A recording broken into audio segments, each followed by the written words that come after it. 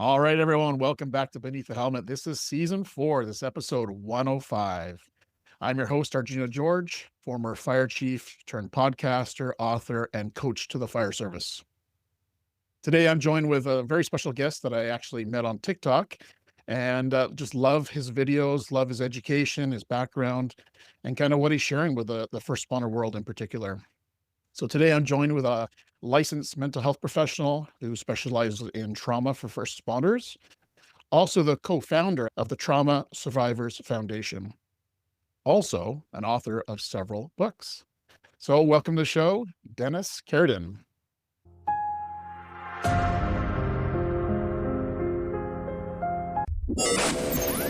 It's time to ignite your soul and unlock your full potential. Join us on Beneath the Helmet, the podcast exploring firefighters' health and wellness. Hosted by retired Fire Chief Arjuna George, our podcast is the perfect place to start your journey towards becoming the best version of yourself. So come on, let's join the conversation and find out what sets your soul on fire. Thank you so much for this. Anytime anybody gives my background, I always kind of laugh and I say, that guy sounds pretty cool, but I'm still trying to figure out where my 4-year-old called me ridiculous this morning. So it is what it is. That's how the day started, eh? Thank you for having me. Thank you. Oh, it's an honor. It's an honor. So tell our listeners today a little bit about who Dennis is and what kind of brought you to working with first responders in particular. It's funny when I look at my background to it, I try to tell people don't ever follow what I do. I have an intern now that's a 28-year veteran of one of the police departments. And I tell him, my path was a bizarre path. And he says, what do you mean? And I said, well, I wanted to be a family doctor. I wanted to be a family physician when I got into it. And then I met my first mentor in my undergrad. I had already accumulated enough credits to move on to get ready for medical school and all this. But then I met my first mentor in college and fell completely in love with psychology. Prior to that, I had been a volunteer firefighter or EMT at the junior level. And then all of a sudden I'm going, okay, well, I'm going to take all these great credits and just flush them down the toilet and go ahead for this psychology thing. So early on, I was like 20 years old and I fell in love with psychology and I wasn't sure how that would marry into my first responder history. Now, where I grew up with police and fire and I had them in families and friends, still great friends today that had careers in policing and fire service and all that. But I didn't know how any of it would marry until I met my next mentor at Temple University in Philadelphia. My next mentor was a 35-year veteran of the Philadelphia Fire Department. He was a Vietnam veteran, salty dog of the earth. And he heard that I had been a volunteer firefighter, and he just walked over to me and said, hey, by the way, we're going to have a lot of fun, and this is what you're going to do for the rest of your life. And I was like, okay, sounds good. So I started working with the Philadelphia Fire Department's EAP, joined at the time, there was only 3 critical incident stress management teams. One was in Maryland, one was Philadelphia Fire, and Wilmington, Delaware, there was the Wilmington Fire Department, which originally from Wilmington, Delaware. So I got introduced to that, and then all of a sudden I caught the trauma bug. Rejoined the volunteer fire service world, got my EMT, did that, and then just continued just perfecting the skill and found that, not in just the world of trauma psychology, but in crisis response that, started becoming part of different trauma firms, worldwide, where we would go to the major events and I would take those skills to, places that ultimately, needed it. So we were finding ourselves going to, 9/11 and Katrina and going across the country, Pulse nightclub, all these huge major events, and continued to give back to that, all the while of maintaining a practice where I've only seen first responders and healthcare workers, writing a few books and having 3 kids. So that's why I tell my interns, I said, don't Don't follow what, because we don't do what we did in the past. Now we have kind of like this weird rule that if you get on a deployment, you only should be there about 2 weeks. 20 years ago, they were like, "Oh, you're going across seas to a tsunami. 2 months is good." Oh, So it's been that's been my career. Got licensed. My practice is now, I can say it, at 1996, I started my practice, was licensed.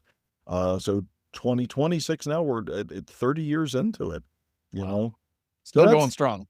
yeah, man, I told somebody the other day, they said, "Do you see yourself retiring?" And I said, "Well, there's two things about that. Number one, I know what I did during the pandemic, so I have a 4-year-old, so she needs a lot of ponies and unicorns and things like that, so I won't retire from that." But at the same token, man, I love what I do. I absolutely love what I do, so I don't wanna retire. I wouldn't wanna retire. Um, Funny about meeting on TikTok, Jen, my manager, this was back in maybe April last year, whatever it is, going into the summer.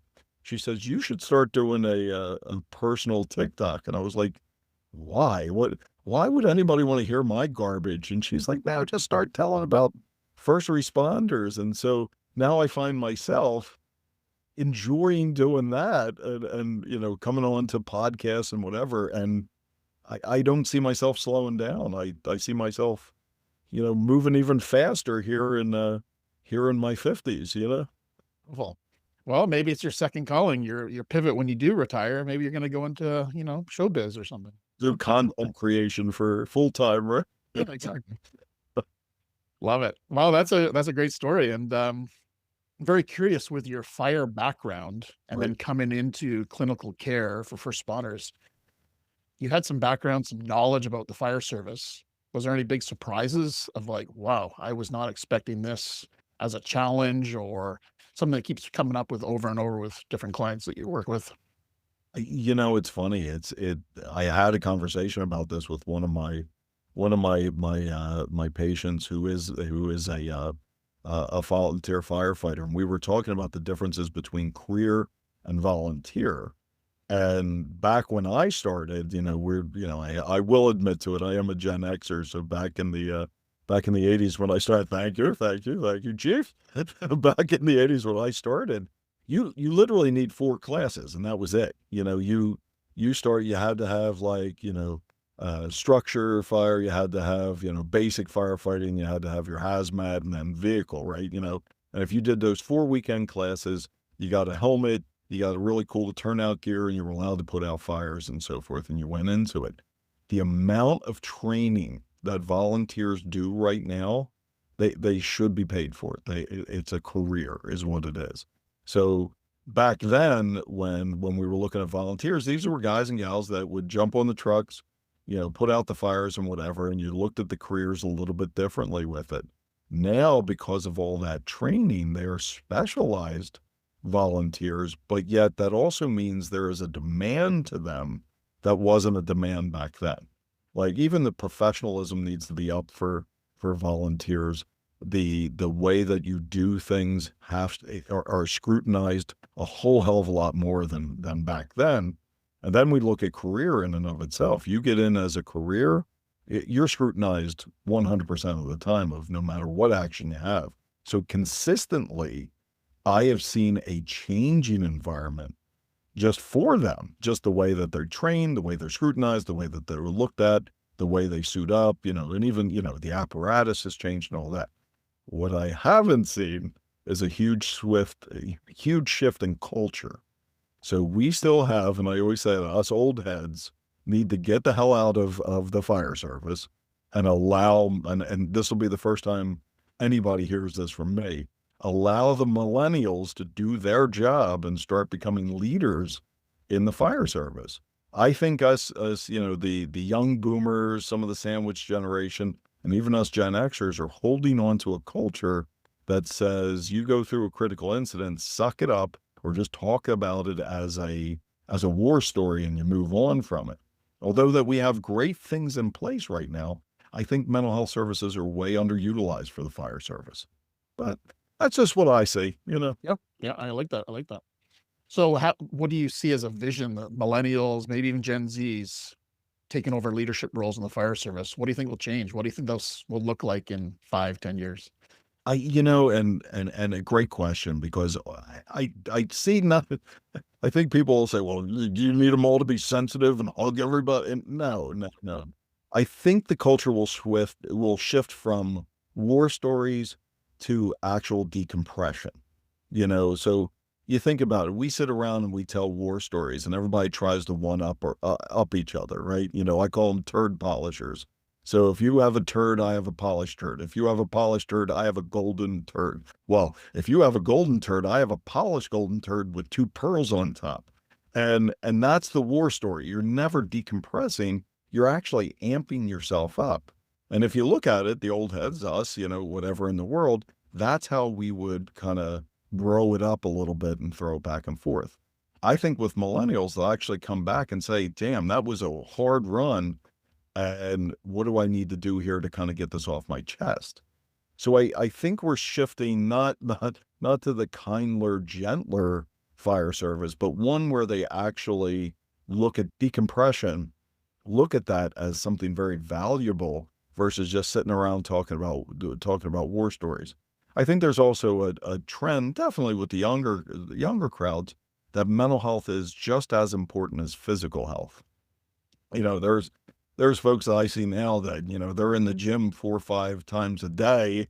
They look great, but yet they don't talk about anything that they've experienced. They throw up weight and all that, where I see our millennials, our Gen Zs, or, Gen Ys, they start to question a little bit. They question, okay, if I'm going to help myself physically, how can I help myself mentally? And you're starting to see more of a learned approach to the mental health side to it. Now, look, I'm not drumming up business. That's, I'm doing okay, but I just think I think it'll change for the better in that the decompression. Yeah, I agree, and I keep hearing it over and over again. Those same facts that they're looking for that mental health support, Yep. as well as everything else they're getting, and they want to be learners. They want to grow. They want to better themselves, right? So yeah, I love that. Be growers instead of showers. Oh, darn Gen Xers, eh? Well, and we have to kind of look at it. We serve a purpose, right? We serve a bridge purpose.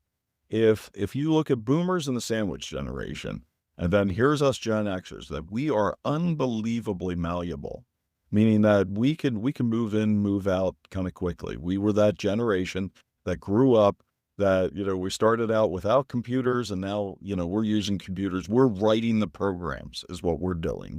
We help develop AI.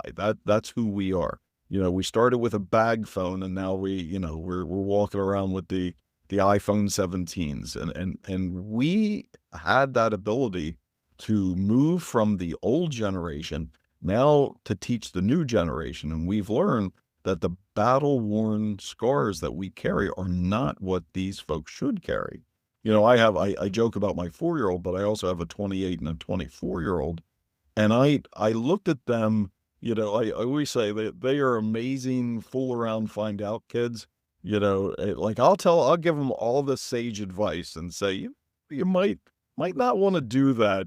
And then they have to experience it themselves to figure it out. But I think that's also their way of saying, we're going to listen, but we want to experience as well. And I think that's what we're really good at as Gen Xers, is saying, look, we've done it. We've been there. Here's our experience, but do what you want with it.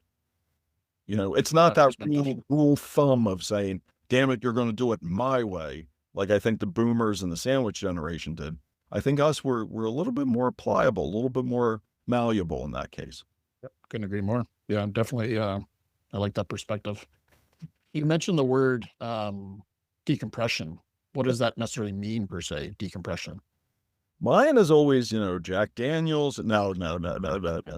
Decompression, when we truly look at it, is I think we screw it up a little bit, because people think that if you plop in a chair, you get to the station, you plop in the recliner, and you pass out and you snore like you're, destroying logs. That's decompression. No, that's exhaustion. There's the difference between exhaustion, tired, fatigue, moral burnout, moral injury, all that stuff. Decompression is truly getting yourself reset.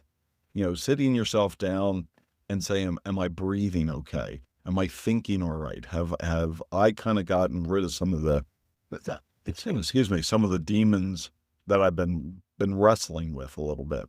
Someone that asked me what was an easy thing to do to decompress.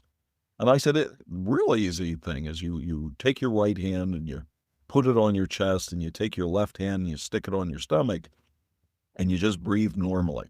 If you find yourself breathing to the point where your right hand is raising, then that's stress. Your chest breathing. You're not getting deep inhales.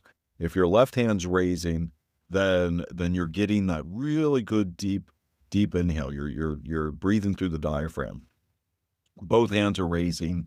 You're basically engorging the system. You're exhausted. Neither hand's raising. You're probably dead and you're a zombie or something like that. So we have to measure that. And they looked and goes, well, what would that tell us? And I said, if you can go through those, you could see what you need to do for yourself. If you're chest breathing and you're stressed out, that might mean that, hey, you take a little bit, you breathe a little bit more, you take a walk, you go work out. You know that you have to decompress. You know that you have to get rid of whatever is getting you anxious. And I said, if you're overcompensating and you're breathing too heavy, then typically that exhaustion means, well, you probably need to sleep. You probably just need to lie out and just take care of that need, and if you're dead, I don't know, you call coroner. I don't know what you do, but reality in that is that we have to be able to function appropriately. And that's where decompression comes into play. Love it. And I think that's a very simple kind of tool for people to kind of identify their state right in the moment, right? Is that simple breathing exercise. And it blows my mind that, nobody ever told me how to breathe. What? Nobody ever told me what breathing means. Anything like it just happened and went on with life, right? And when I started studying breath work and breathing and the power of, controlling your nervous system through breath, Yep. Game changer. And such a simple thing too, really. And people don't realize how basic it is, Look, if you're able to regulate your breathing and you think about it, think about going in with a 45-minute bottle, right? You're going into a fire with a 45-minute pack on and a 45-minute bottle on you, or 30-minute, depending on what your company has, right? And if you are somebody that's non-regulated in breathing, you could suck through that in 10 minutes without an issue. I've seen guys that have regulated breathing to the point where they are absolutely calm, that they can walk in with a 45-minute bottle and it lasts them an hour and a half. And it's wild to watch it because they know the power of breath work. So important. So important for mental health, for physical health, but also just for air capacity, right? For survival. Yeah, exactly. Yeah. That's why I tell them, don't smoke, damn it. Get rid of those cigarettes. 100%. So I know you talk a lot about the rescuer personality and the hero kind of mentality. In a lot of your TikToks, you've talked about it. Yeah. Share a little bit what that means, because I think that's an important topic that we want to talk about today. We are a screwed up bunch of people is what we are. We're way too screwed up, right? So the rescuer mentality is basically we have a need to be needed. If we aren't feeling needed, we will make it known that we are needed. Like it's always funny. If you walk into I could tell a funny story about this one. So in Harrisburg, Pennsylvania, so I'm in the Pennsylvania, in Harrisburg, Pennsylvania, they have their conference the fire conference every year. And it draws people from everywhere, right? So I had gone up and attended one year, and there was a guy that was from, I think it was Wyoming, right? And he looked like a Wookiee. He looked like Chewbacca. He had this bandolier of the Minotaurs. He had the bandolier of cell phones and all this stuff. And I walked up and I said, "Mom, man," I said, "where are you from?" And he's like, I don't know, Red Rock, Cheyenne, Wyoming, whatever he said. And I looked at him and I said, "So what is all that?" And he goes, "I got to be in the know. I got to be in the know at all times." And I went, it's a 28-hour drive. Like your response time is way out of bounds. And he goes, yeah, but I have to be in the know. And I thought, is it about being in the know, or is it about having everybody know what you do? And I didn't say that to him. I just, fist pumped him and walked away. And that rescue mentality says is that we're always on. We always have to be on. And you, as that civilian in the world, have to understand that we are always on at all times. Now, do you need somebody with the rescue mentality and the rescue personality? Absolutely, because they are going to get things done. They're going to be the ones that are going to knock down that door. They're going to be the ones that will shovel you out of the snow. They're going to be the ones that are going to figure things out. And whether it's done with duct tape or done with bolts, they're going to fix it and they're going to make it better. The problem on the backside to it is that the rescuer mentality that's on creates so much cortisol in the system that you're constantly on the move and you're never relaxed. You're not getting the great sleep. You're not getting great nutrition. You're just constantly moving. And then when you aren't moving, your brain goes to some of the most negative things that you could ever imagine. And typically it goes to, doom scrolling, or you're going to replay every single bad situation that you were in. So it's a 0 to 60 mentality at all times. Now, I will say this is that, if we look at just sheer numbers wise, there's not many of us in the world, right? So if you look at policing, there's 1.1 million certified officers in the United States. If you look at career and volunteer firefighters in the United States, you're about 850,000. Then that goes all the way down to 50,000 EMTs, and then even further down to like 20,000 paramedics. I mean, there's not many of us. However, that personality type is 100% true and accurate throughout all of them. So you think about a type A personality that is always on the go, and when we're not needed, to almost almost have this massive meltdown. That's kind of what it is. So it's great, but it's not so great. So what gets us into this? Is it childhood? Where's the root of this coming from? I think it's DNA based. I have said this a lot of times in lectures and, when I'm teaching and so forth, that I think you are born this way. You literally are born in the DNA. And then eventually you either choose the badge, or eventually you put on the turnout gear, or eventually you put on the stethoscope. I've had multiple people in my world said, I can't do what you could do. And I said, accurate, you can't, because this is me. This is my personality. This is how I've developed myself in the world. I'm even different than my colleagues. A lot of my colleagues are in the Philadelphia area. We have the main line and the more wealthy area and so forth. And they talk about things, they are mainline therapists, and they talk about things that people talk to them about that I start delayed, like my eyes roll back in my head like a shark, thinking, really? That you get paid to listen to people like this? And they're like, well, what'd you do this week? And I was like, I don't know. We had 3 shootings, a fire. There's even a different approach to therapists that deal with trauma, is that, somewhere along the line, you were born set up this way. And then eventually, like myself, I fell in love with it and chose it. So you think about it, think about all the firefighters Are any of them any different from each other? They're all pretty much the same, And I wonder, if you're talking about the DNA, I wonder if that kind of relates back to a lot of family kind of generations through the fire service, right? So if it's in the DNA, my grandfather, my father, blah, blah, blah, that makes a lot of sense. Yeah. Interesting. Yeah, then that becomes nature nurture. It's, if I grew up around it, does that ultimately mean that I've been nurtured into it to make it look really well? Like if I look at my 4-year-old, right?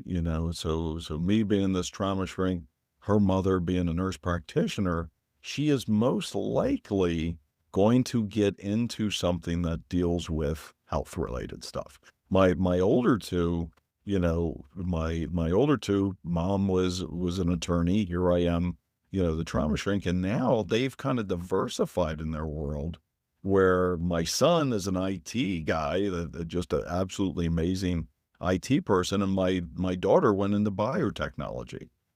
So something kind of changed a little bit in them. I don't think either. They're very charitable. I think they definitely got that from me, and they love charities. But there was that other side of the legality stuff that may have changed their minds or changed their DNA in that nature versus nurture. I don't know. Nature. Yeah, I like it. Those are those ones where you sit around late at night and you're just like, Yeah, whoa. 100%.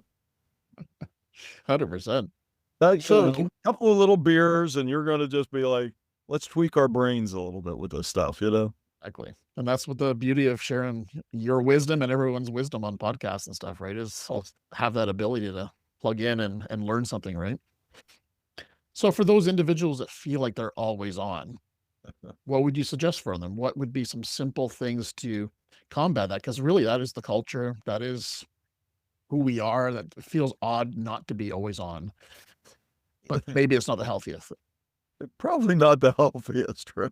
The problem, well, let's kind of look at that. Let's look at problem first and then solution. If we're always on, right, we don't necessarily recognize that we're always on until a critical incident, okay? Until that always on screws us up. So if we look at the normal citizen in the world, right, Joe Schmo, the sheep in the world, or whatever it is, in their lifetime, they're seeing maybe 3 to 5 critical incidents, right? And then that typically shuts them down. It stops them in their tracks. And then they make some life-altering whatever it is. So you have, Doug, who just watched his brother die of a massive heart attack because his brother, just ate horribly and was not physically active and then died in front of him. So his response to that one critical incident is, I will now start running marathons and change my health and do all of that. In a course of a career, a firefighter, an EMT, a cop, whatever it is, can see 4,000 critical incidents, and they may not be life-altering. They just may make us kind of stop for a minute and kind of reassess what we're going. That doesn't slow us down. It just it punches us in the face. So traditionally, we'll go with the boys or girls, whatever, go with the crew. We'll go to the bar, we'll hoist a few, we'll talk about it, and then we try to move on from it. We're not effectively making any changes. We're just trying to offload it and move further a little bit with it. And so there's not this crazy slowdown from it, right? So when we start telling people, hey, you got to slow down, then they take offense to it. So, hey, just slow down, ease into it, just try to rest, just try to relax. Screw you. I got a job. I got a mission. I'm going to do all these things. And you get this kickback. So when we start working with people to say, hey, if you're always on, you're on, how do we just start adjusting, just tweaking this? And then I think if you come at that approach to start, you're going to get more of a buy-in. So instead of always thinking negative about things, because we think in catastrophes, right? We're always thinking that the worst is going to happen. And if anybody ever questions that, go to dinner with a first responder, right? Go to dinner with a cop and see where they sit, because they're back at the wall. Firefighters, ask them how to get out of that restaurant, because they're going to know every single exit. They're going to see, egress. They're going to see all of that. Go to a paramedic and they're pointing out the person they think is going to choke on the piece of meat. Yeah. You're on it all the time. So if we're always looking for catastrophe, let's make a list of just 5 things that have been good, that have been pleasant. 5 runs that you did that made you feel proud about yourself. Make that list and have it in your pocket. So the minute that your brain starts to spiral into anything, you have a list to say, yeah, I helped that 85-year-old. I did a really great job. I got a certificate or whatever it is. And that approach slows you down so you can think about a positive aspect of stuff. I tell people play, and they look at me like I'm half nuts. And I said, no.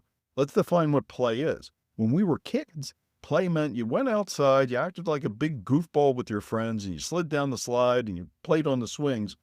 Play in our adult lives, that might be being a part of a dart league, or play foosball, or go out and throw the ball around, or play flag football or whatever it is. But make sure you're playing, because once we fail to play, then we fail to understand that we still have a childlike mentality about us, you know? Yeah.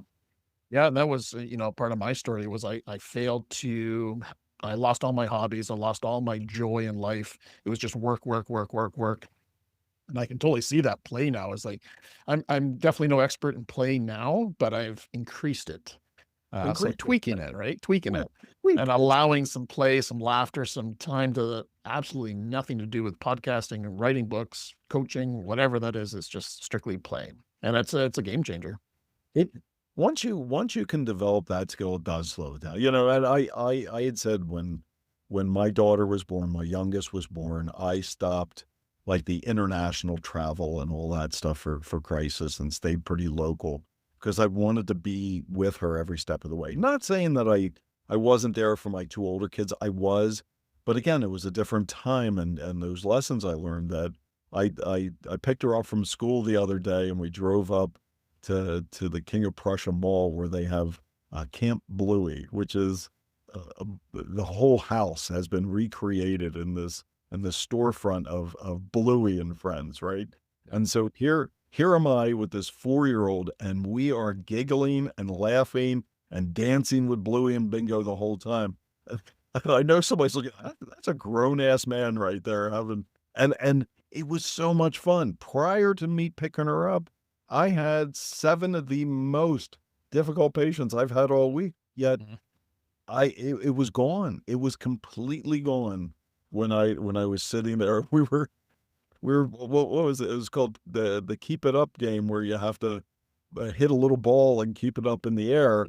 And I thought, oh my God, this is so simple, but yet we don't do it. Yeah. You know? And So once again, something so simple you could do in the firehouse, right? That is something that's safe. It's not going to hurt anyone. yeah, Have a little competition, a little bit of fun and play. Yeah, it's a great. Yeah. break out a cornhole set.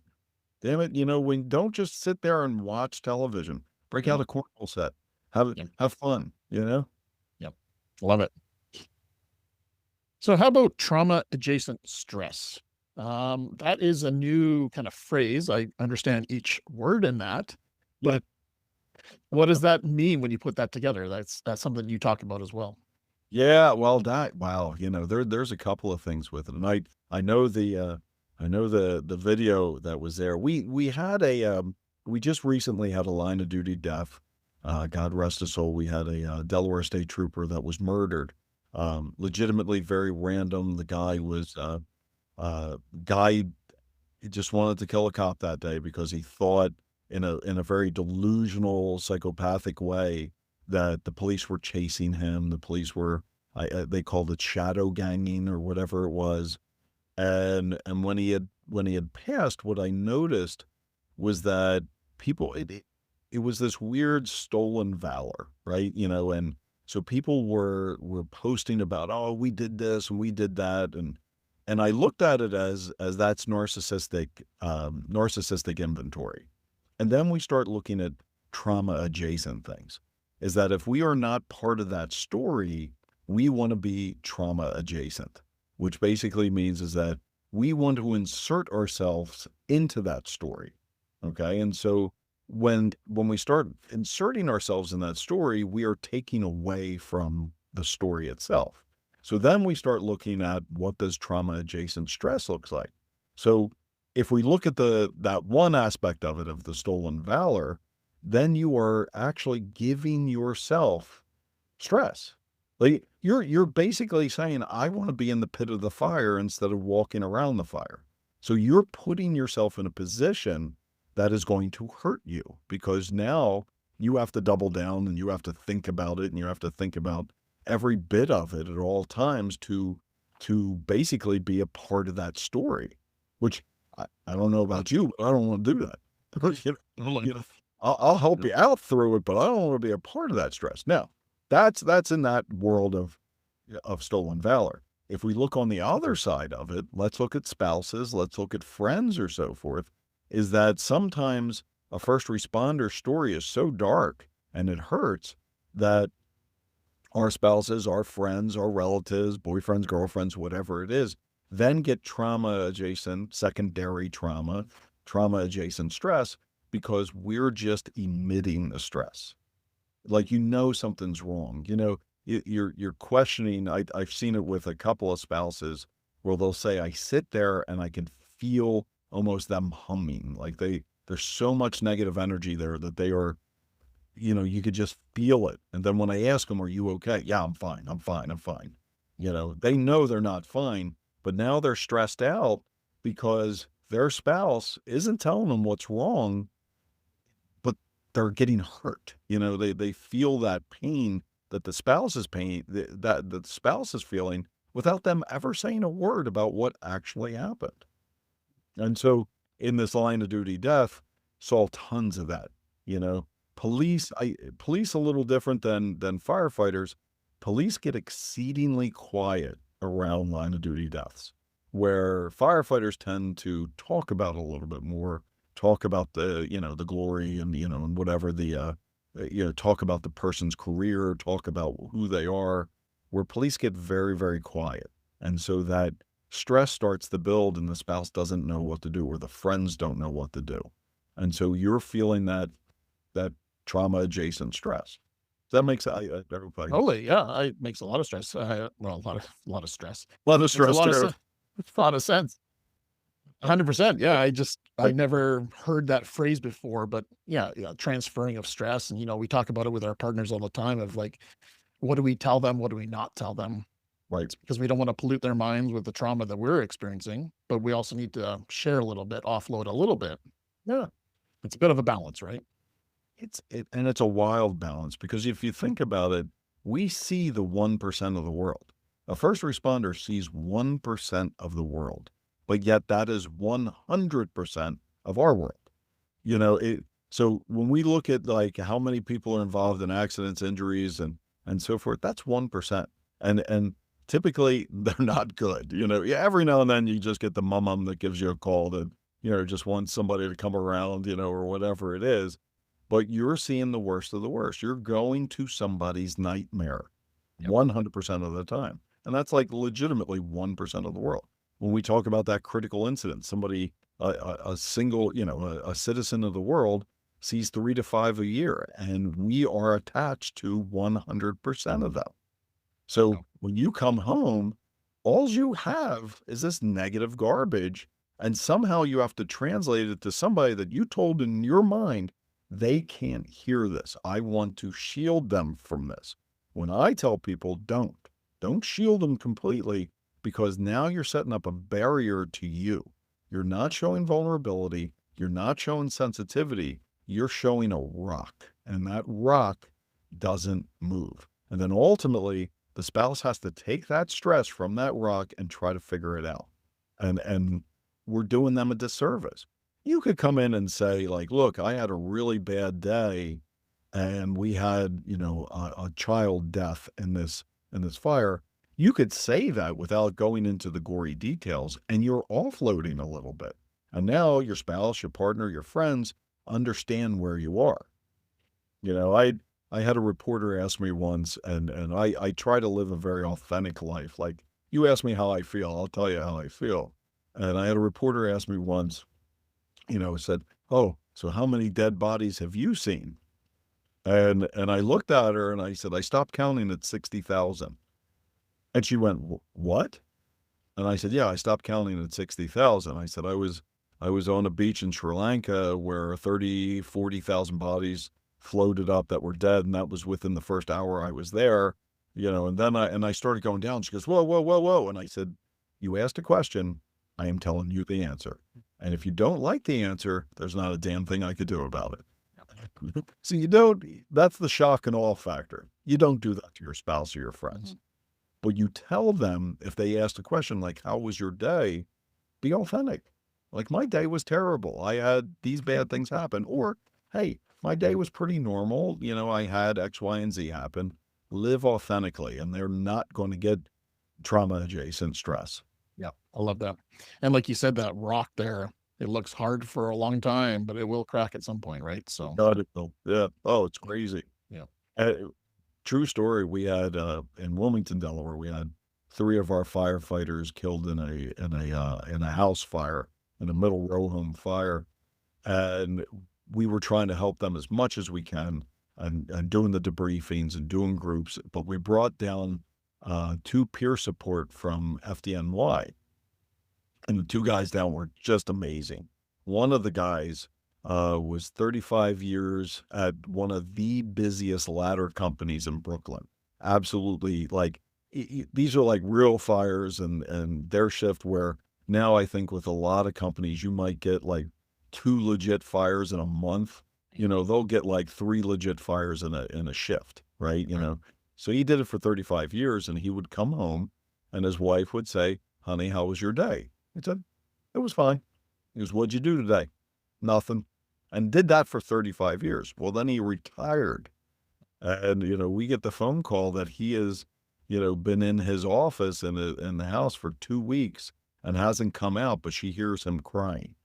And so he comes out eventually. We get there, we get him out, and she goes, "Hon," she goes, "for 35 years, I asked you, how was your day? You said it was fine. I asked you, did anything happen? You said, no, nothing." And he looked at her and goes, "Well, I freaking lied to you for 35 years.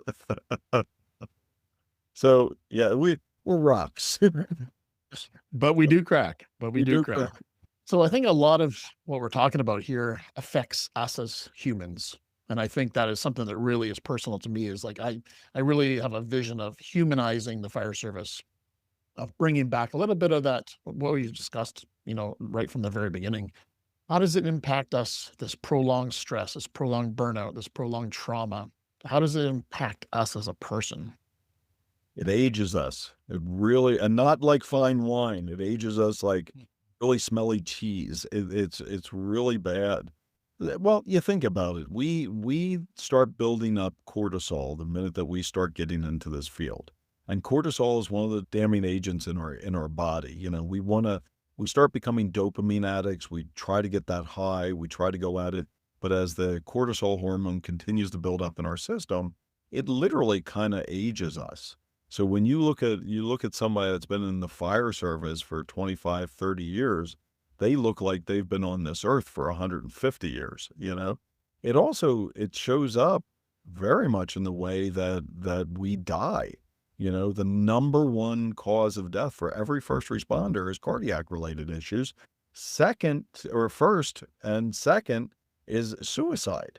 There's not, that's a wild thing to happen when first is cardiac and second is suicide. Like, where's that going? And a number that hasn't changed in years and years and years that I'm praying to God does change somewhere is the number of when we die. So, first responders, and if we break them down a little bit, that magic number of time of death for a male police officer is 56 years old. For a firefighter is 60 years old. For a paramedic is like 61 years old. For an EMT is like 59 years old.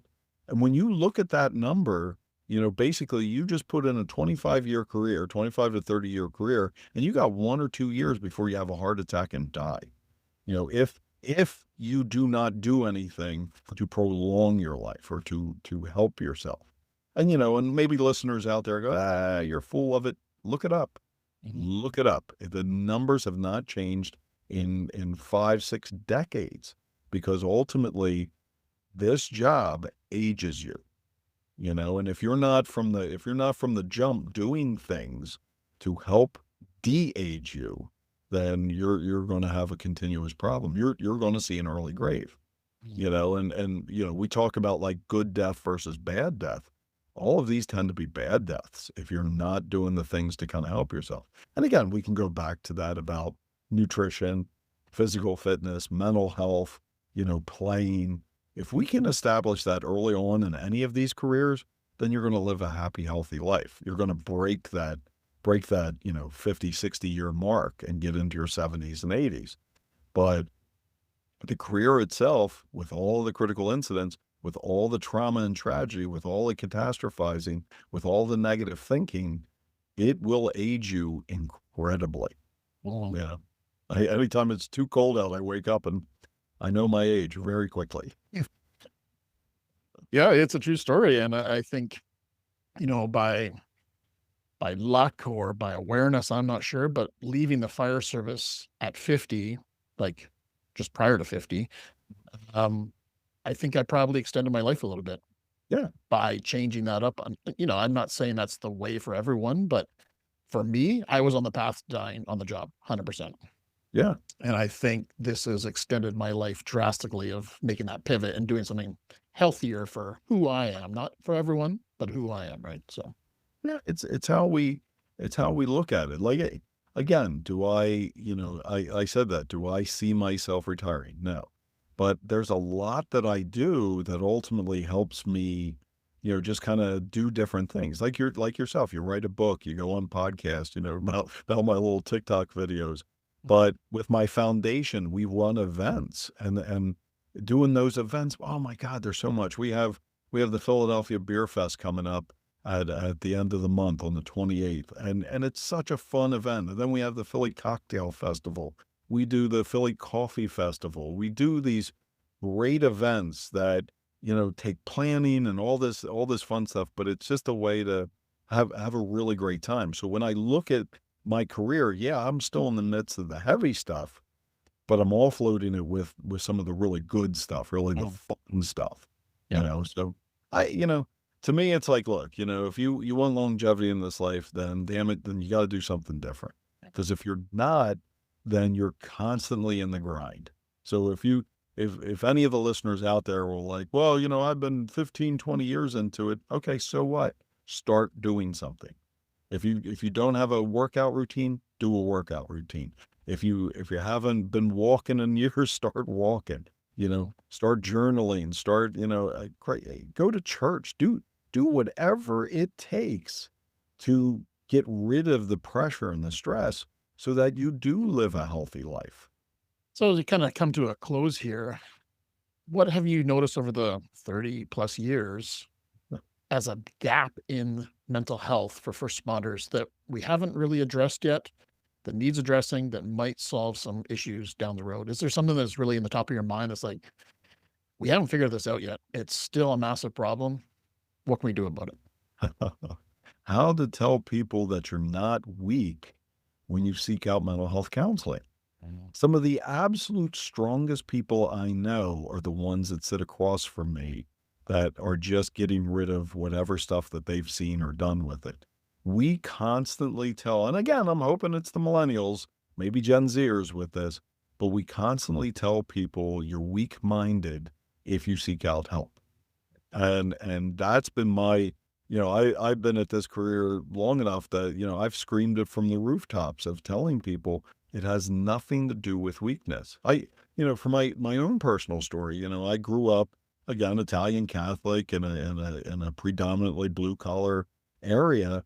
And, back in the day, it was like, well, why would you go to therapy? Just go tell your priest what's going on and be done with it. Go to confession, and yeah, we would hear that stuff. So we had this taboo that therapy was bad. Well, during the pandemic, outside of giving birth to my daughter, I found out that I had a bad heart valve. I had a bad aortic heart valve and had to get open heart surgery to replace my valve. Right?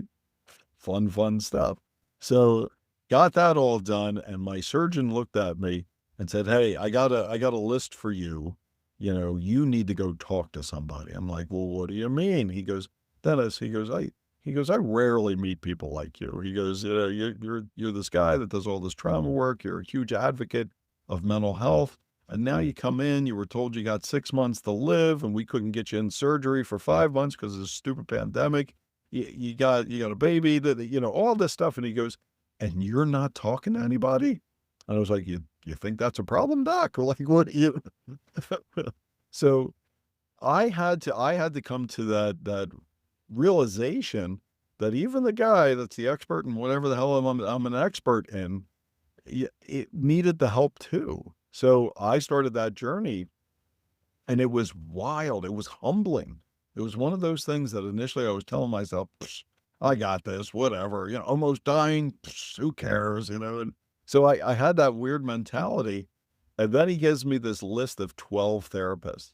I am telling you right now, they were 12 of the craziest therapists I've ever met in my entire life. And I told this to my therapist, this story, that I went to interview all 12 of these therapists.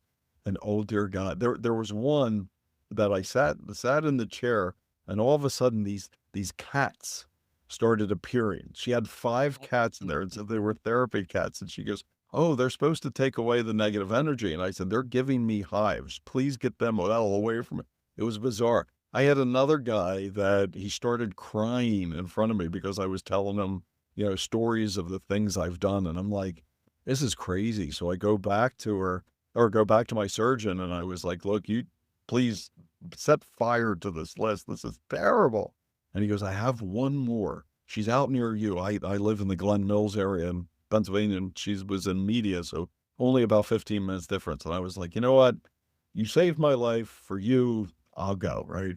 So I go into her, and I made up this story in my head. I made up this just terrible story. I wanted to sink her. I was just like, I want her to, I'm going to make this one cry too.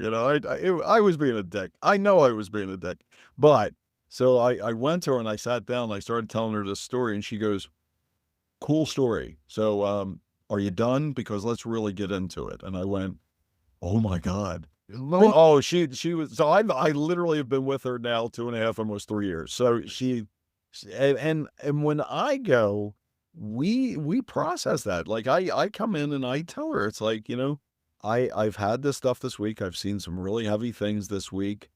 And now I'm sitting in front of you, and I want to tell you all the war stories, but I know I have to tell you my response to them. I have to tell my reactions. And it's been very, very humbling, to go through that. So I would love to see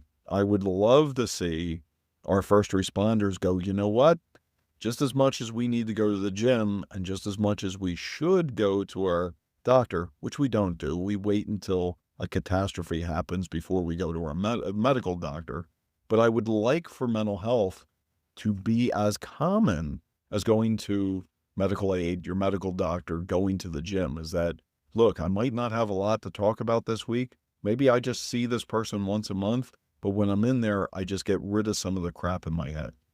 And if we could normalize that, then I think we have done something spectacular. Yes. And from my perspective, I'm seeing an increase in that attitude or that mindset. I'm hoping you are too, but I'm seeing Oh, yeah. that shift for sure. And I love how you brought up interviewing therapists, because I think that's also a very critical thing. Is some people just pick the first one they see in the phone book or online or whatever and go, "All right, this is who I'm getting." But what I found and what I know works is talking to several and finding the one that resonates with you, right?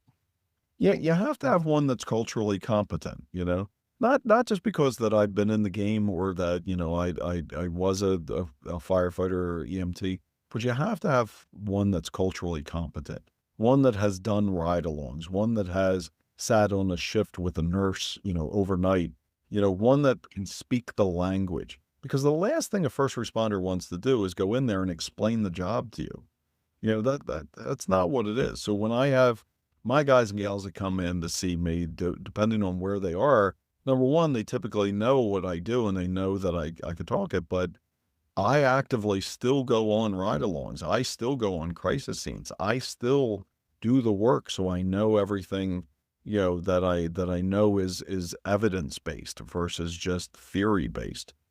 So I think interviewing a therapist is 100%, but find the culturally competent one. You nailed it there for sure. So, Dennis, what's one question that I have not asked you that you wish I asked you? My favorite no.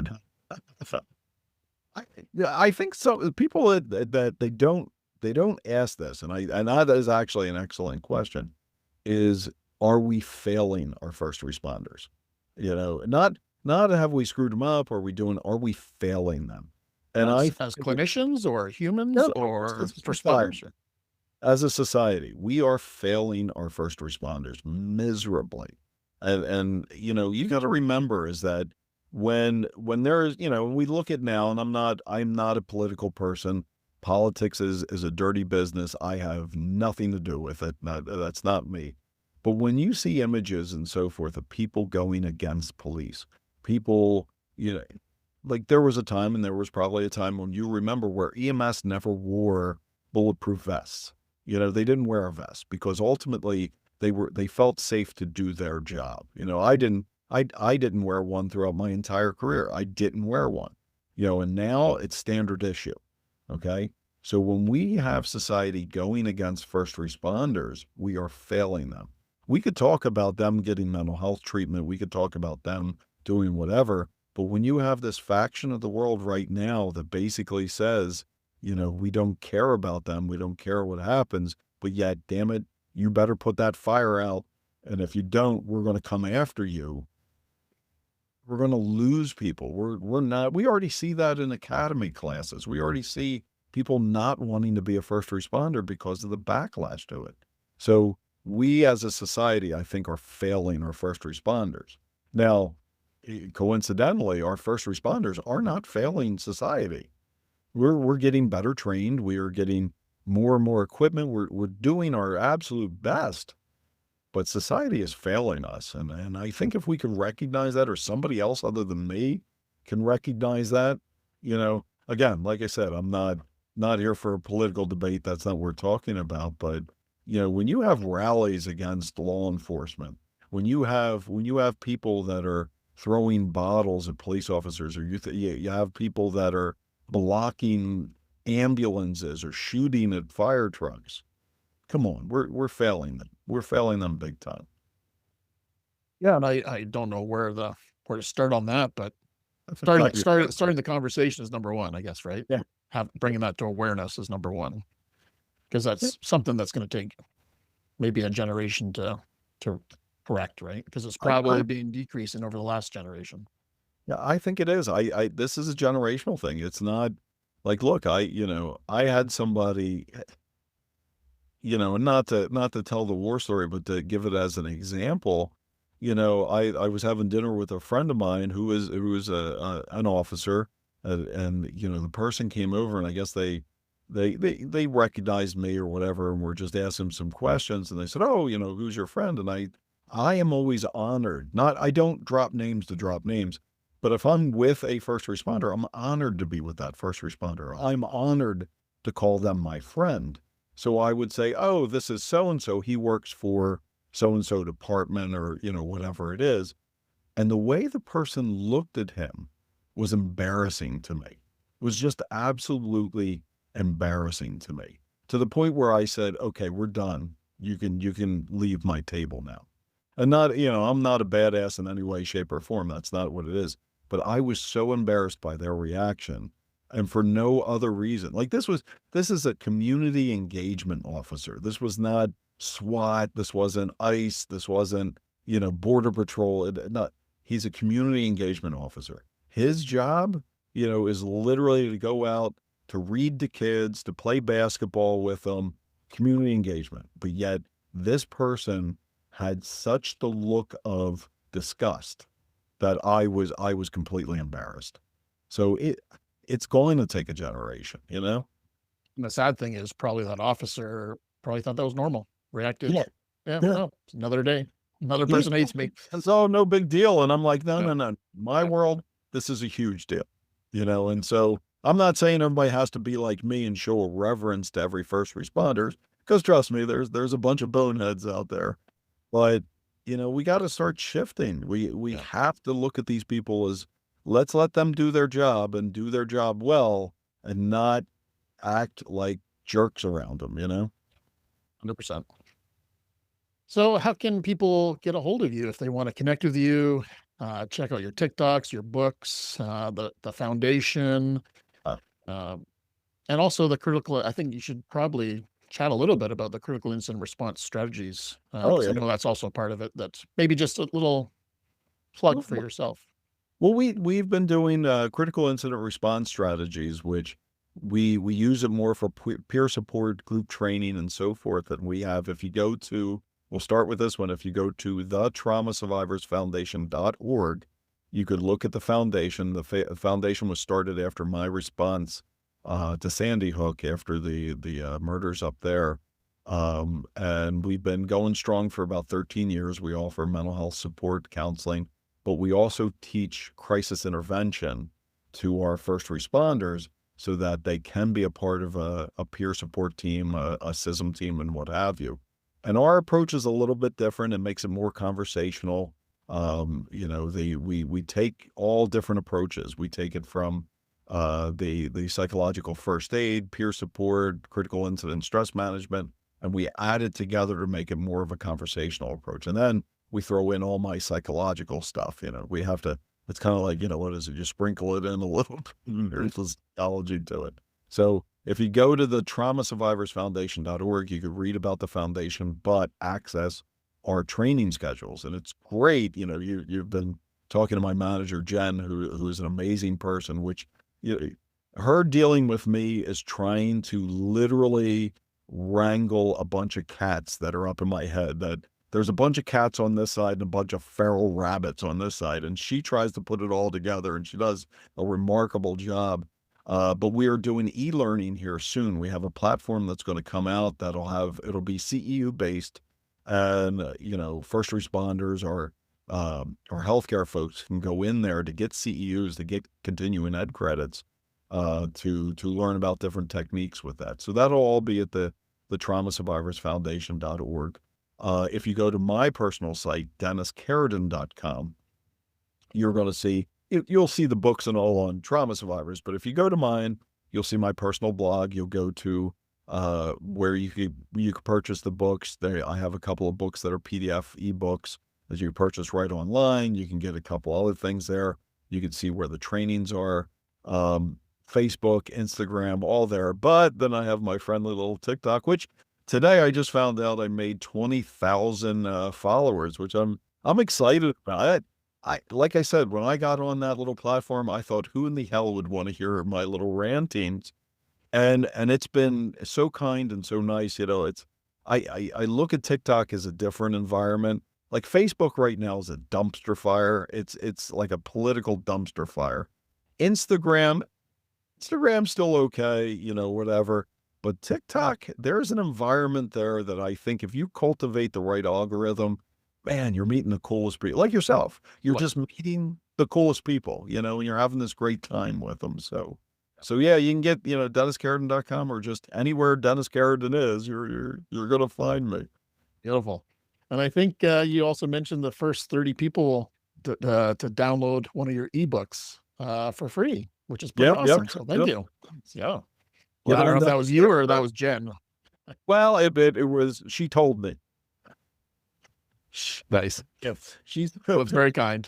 Get in there and do it. Yeah, very kind. Thank you. Yeah. All right. Well, it's been an honor to chat with you, kind of dig into your brain a little bit and uncover those rabbits and cats and share your wisdom with our audience. So much appreciated. Thank you so much for joining us today. Absolutely. Thank you. Thank you. All right, everyone. Hopefully you enjoyed this great conversation with Dennis, learned some nuggets, and kind of had a moment to reflect on yourself and your own career in the fire service or other first responder agencies that you're involved with. So until next time, stay well. All right, that's a wrap. Cool.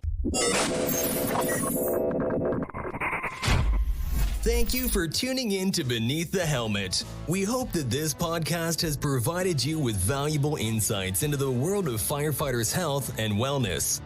Remember, caring for your physical, mental, and spiritual well-being is crucial to achieving optimal performance. Join us next time on Beneath the Helmet for more inspiring conversations. Until then, stay well.